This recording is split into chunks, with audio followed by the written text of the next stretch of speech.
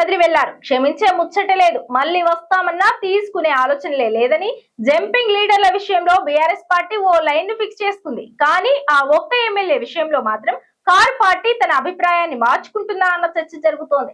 9 మంది ఎమ్మెల్యేలు ఒక లెక్క, బీఆర్ఎస్ కు గూడెం మహిపాల్ రెడ్డి మరో లెక్కన. గూడెంను బీఆర్ఎస్ క్షమించేసిందా అంటే అవుననే సమాధానం వస్తోంది. పార్టీ ఫిరాయింపు ఎమ్మెల్యేలను తిరిగి పార్టీలో చేర్చుకునేది లేదని ఖరాఖండిగా చెప్పిన గులాబీ పార్టీ గూడెం రీఎంట్రీ విషయంలో పాజిటివ్ గా ఉన్నట్లు టాక్ వినిపిస్తోంది. పార్టీ ఫిరాయింపు ఎమ్మెల్యేలను తిరిగి పార్టీలో చేర్చుకునేది లేదని ఖరాఖండిగా చెప్పిన గులాబీ పార్టీ గూడెం రీఎంట్రీ విషయంలో పాజిటివ్ గా ఉన్నట్లు టాక్ వినిపిస్తోంది.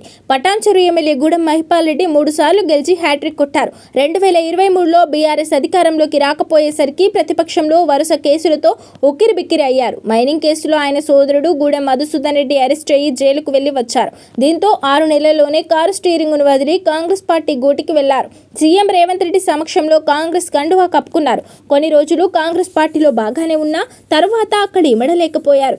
బీఆర్ఎస్ హయాంలో మహిపాల్ రెడ్డి తమపై కక్షగట్టి కేసులు పెట్టించారని పటాన్చెరు కాంగ్రెస్ నేతలు అసంతృప్తి రాగం వినిపించారు. 10 ఏళ్లు తమను ఇబ్బంది పెట్టిన మహిపాల్ రెడ్డిని పార్టీలో ఎలా చేర్చుకుంటారంటూ లోకల్ లీడర్లు ఆందోళన కూడా చేశారు. కట్ చేస్తే మున్సిపల్ ఎన్నికల టైంలో యూటర్న్ తీసుకున్నారు గూడెం మహిపాల్ రెడ్డి.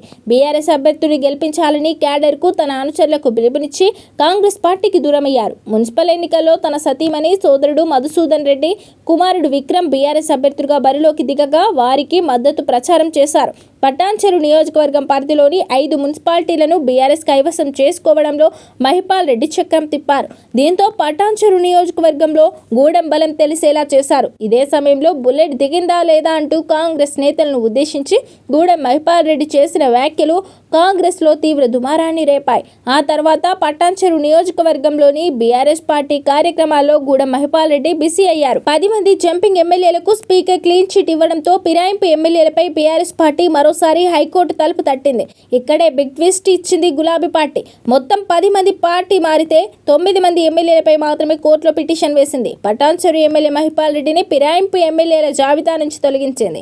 మున్సిపల్ ఎన్నికల్లో బీఆర్ఎస్ గెలుపునకు కృషి చేసినందుకు మహిపాల్ రెడ్డిపై చర్యలకు బీఆర్ఎస్ వెనుకడుగు వేస్తుందన్న చర్చ జరుగుతోంది. అసెంబ్లీ సమావేశాల్లో కూడా మొదట పార్టీ ఫిరాయించిన ఎమ్మెల్యేల వైపు మహిపాల్ రెడ్డి కూర్చున్నారు. హైకోర్టులో తనపై బీఆర్ఎస్ పిటిషన్ వేయకపోవడంతో బీఆర్ఎస్ సభ్యులతో గూడెం చేత కట్టారు. అంతటితో ఆగకుండా మంత్రి పొంగులేటికి వ్యతిరేకంగా సభలో బీఆర్ఎస్ సభ్యులతో కలిసి నిరసన తెలిపారు.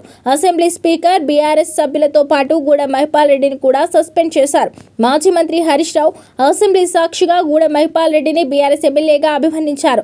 ఇదిలా ఉంటే పార్టీ ఫిరాయింపు ఎమ్మెల్యేలను తిరిగి పార్టీలో చేర్చుకునేది లేదని బీఆర్ఎస్ వర్కింగ్ ప్రెసిడెంట్ కేటీఆర్ పదే చెప్తూ వచ్చారు. కానీ లేటెస్ట్ గా బీఆర్ఎస్ లో జరుగుతున్న పరిణామాలు మాత్రం అందుకు భిన్నంగా ఉన్నాయట. మిగిలిన 9 మంది ఎమ్మెల్యేల విషయంలో ఒక తీరుగా, గూడెం మహిపాల్ రెడ్డి విషయంలో మరొక తీరుగా బీఆర్ఎస్ నాయకత్వం వ్యవహరిస్తుందనే టాక్ వినిపిస్తోంది. గూడెం మహిపాల్ రెడ్డి విషయంలో కేటీఆర్ పాజిటివ్ గా ఉన్నారని పార్టీలో చర్చ జరుగుతోంది. గూడెం మహిపాల్ రెడ్డికి హరీష్ రావు అండదండలు పుష్కలంగా ఉండడం వల్లే ఇది సాధ్యమైందన్న టాక్ వినిపిస్తోంది. అయితే ఇప్పటికిప్పుడు మహిపాల్ రెడ్డి బీఆర్ఎస్ లో చేరకపోవచ్చని, ఎన్నికలకు ముందు యాక్టివ్ గా పార్టీ కార్యక్రమాల్లో పాల్గొనే అవకాశం ఉందని సమాచారం.